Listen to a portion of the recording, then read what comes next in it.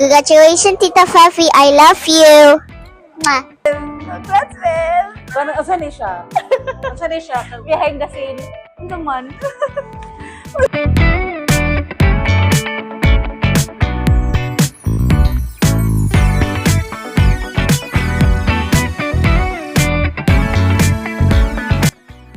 Wapa kaya mong Amerikana.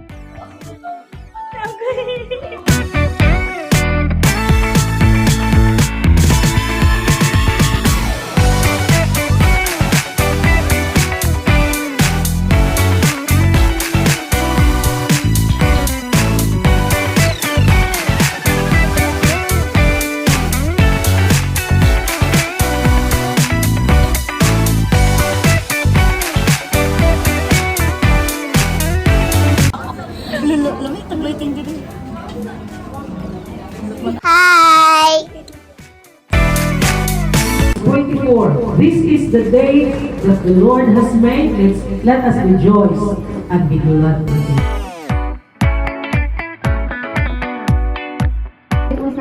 Congratulations on your graduation.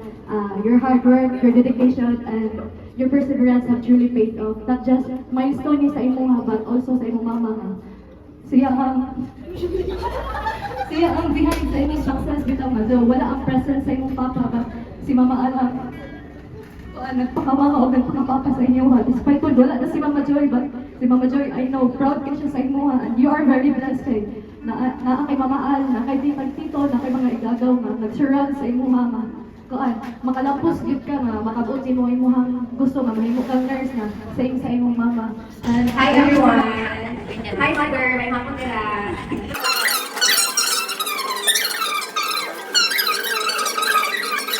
Pero first of all, congratulations so much! Kaya finally, nawala na dyan ka nga era that like, wala na dyan ka, hindi na dyan ka stress, hindi na dyan ka mabilar, wala na naman lang kay makasabot at mga batch. Anyway, so thank you both kay mother for supporting Sebi sa iyong mga mga projects and everything, sa mga pang food trip, kay iyahay yung ikaw nila, kaya ikaw na kayo, or yun ako, makawalang stress. So, grabe fact, kung wala nang dyan nakalap time, 4 years na dyan nakakupan, like, literal. So, 4 years na magawa na journey from sleepless nights, mag-recover pa sa ito ang case prep, sa itong duties, sa itong mga exams, na murag, makayo na dyan tama ako, sir, or sa ba? Pero makakasar naman din ako, so kaya na dyan siya.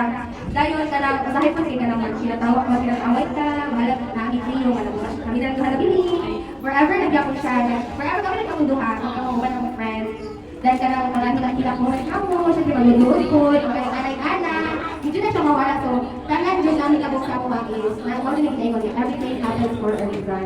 Huwag dyan ako pala sa, oh, everything happens for a reason, kaya natin yung balos-balos lang. Isa ni Kapoy na kamo, hindi pa dahil nangyayon ka, and proud yung mga anak friends, proud yung mga anak friends. Kaya, wala dyan mo, reklamo, normal lang dyan mo, reklamo lang siya, pero, Japon, padayon niya ako. First of all, congratulations for this milestone. Always ko sa heart ang milestone. And thank you po kayo for opening up to us. And happy kayo na kita din ako ng willingness to grow in the Lord. And nagkakita si Mary is a person, very strong development. Pero naaga po tayo mga fair share of challenges sa life. And kung may mga nag-said is, we would require you to be perfect or what, pero we are here for you as you are, and we will be your safe space no matter what. Because after any man ng milestone, dagan pa matubang sa life pa, dagan pa mga challenges, dagan pa mga matubang mo. But one thing can assure you is as long as you continue to seek the Lord and His righteousness, all the other things will be added up to you. And we're here for you to journey with you in this life, to encourage one another, pray for one another, build each other up for the Lord. So, congratulations, and always a beautiful you. Yan, nabitaw mo I'm happy to see her inner circle sa church, and the kanang family and friends na dako kayo o kanang tabang sa iyang kanang i-encourage na mo pursue and fight against sa iyang mga pagyaw bitaw. Kaya happy kay Kimi nakakuman siya, na ako na sa mga natin. I'm happy to be a nga ako na nangamuha sa pero sa ako. Kami na lang kami tuwa ever since high school kaya ako mama talaga was working for us. Itaw. Happy kay ko na happy kay ko. Nakuman niya. And hindi na ako makunting, hindi na ako happy kay ko siya and grateful for her. I'm taking this burden off of me without the pressure. And I can just be an advocate for her. Not a role model because that's something I really ako. Masat for her. minsan naiyak at Aster. Like, the best tita, mag-ayos na sila to ha. Walang malibigin ko.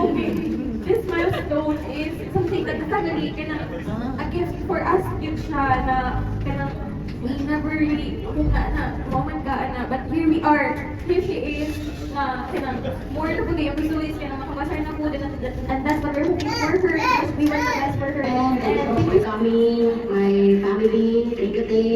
At the end, thank you for the prayers. Sa unsod sa kalisod, no? Ate Esther is always there for us. So, kamang-kamang sa kalisod financially, Ate Esther is there.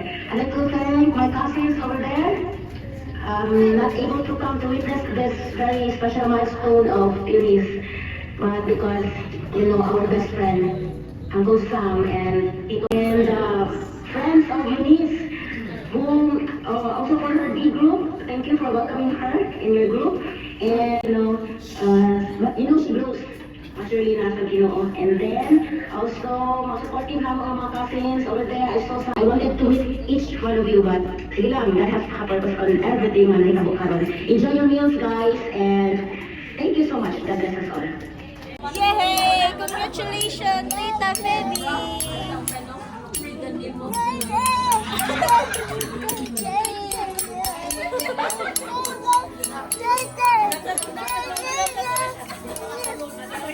Muna iyahang message.